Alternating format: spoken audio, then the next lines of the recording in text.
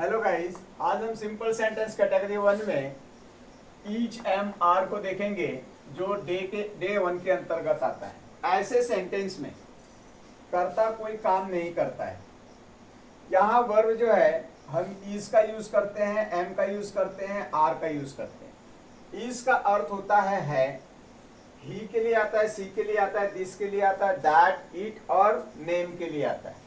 ही का अर्थात वह, सी का अर्थात भी वह, दिस माने यह पास की एक वस्तु, दैट माने वह पास्ट की अनेक एक वस्तु, इट माने भी यह होता है, किसी नॉन लिविंग के लिए भी हम यूज करते हैं।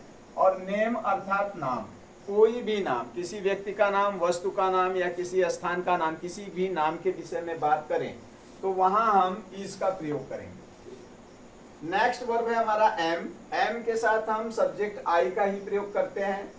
उसके बाद आर है वर्ब। आर का अर्थ होता है या हो, ये प्लूरल के लिए काम आता है। प्लूरल में हम subject we, you, they, these, those और प्लूरल का प्रयोग करते हैं।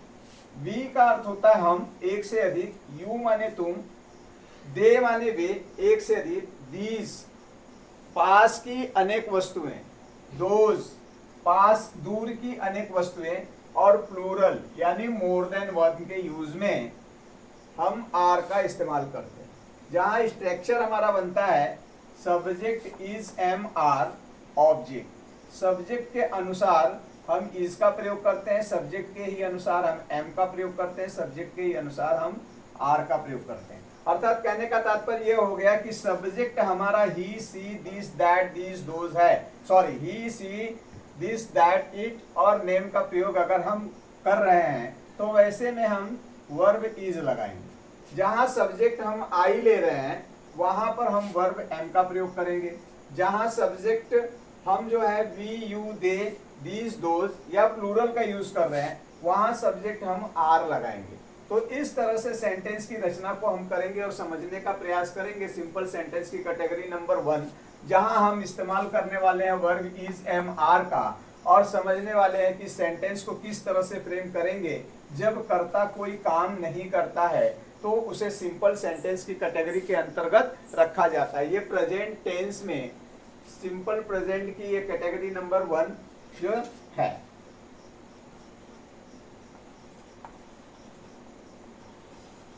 Present tense. तो आइए इसको हम फ्रेम करके देखते हैं और समझने का प्रयास करते हैं। हमने कहा वह वकील है, वह वकील है, तो सब्जेक्ट हमने ही लगाया तो हमको वर्ब इज लेना पड़ेगा। He is a lawyer, lawyer.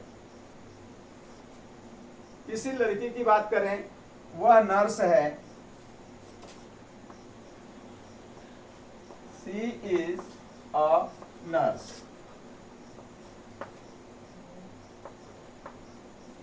वह वकील है। या किसी पास की एक वस्तु की बात करें, यह पेन है। हमने कहा यह पेन है, यह पेन है के लिए दिस लगाया हमने सब्जेक्ट, दिस, और this third person singular noun पास की एक वस्तु को डिनोट करता है, इसलिए हम यहाँ वर्ब इज का प्रयोग करेंगे। This is a pen.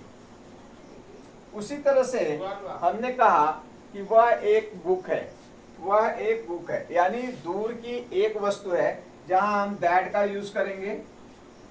That third person singular noun को डिनोट करता है, इसलिए हम यहाँ पे यूज का यूज करेंगे। That is a book. मैं शिक्षक हूं, मैं शिक्षक हूं, सब्जेक्ट हमारा यहां हो गया आई। आई के साथ हम हमेशा एम का यूज करेंगे। I am a teacher, teacher. तो आपने देखा कि इस तरह से हमने जो है यूजेस किए इज एम आर के साथ, और यहां हमने इज में एम में इस्तेमाल किया। और अब हम देखते हैं कि we, you, they, these, those के साथ हम वर्ब क्या लगाएंगे और किस तरह से सेंटेंस को फ्रेम करेंगे। तो हम छात्र हैं, we are students, are students. अब यहां देखिए ये स्टूडेंट्स प्लूरल है, यहाँ वी हम यानी एक से अधिक लोगों की बात हो रही है, ऐसे कंडीशन में हम आर का यूज करेंगे। You are a students, you are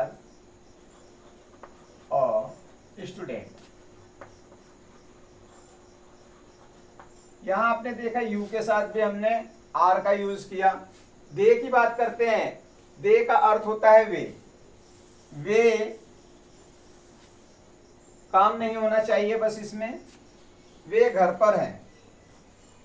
they plural are का यूज करेंगे, दे आर एट होम। हम स्कूल में हैं, we are in the school. These जहां सब्जेक्ट हम लेते हैं, दीज का अर्थ होता है पास की अनेक वस्तुएं, दीज का अर्थ होता है पास की अनेक वस्तुएं। ये सब फूल हैं, these are flowers, these are flowers. वे सब किताबें हैं या पुस्तकें हैं, वे सब पुस्तकें हैं। दूर की अनेक वस्तुएं, दोज आर बुक्स। इस तरह से हमने देखा कि इज एम आर के साथ सिंपल सेंटेंस में हमने सेंटेंस को फ्रेम किया और ये समझने की बात थी कि जितने भी सेंटेंस हमने बनाए उसमें कर्ता के द्वारा कोई भी काम नहीं किया जाता है। कर्ता के द्वारा केवल जो है कर्ता की स्थिति को बताया जा रहा है। तो इस एम आर का यूज हम क्यों करते हैं?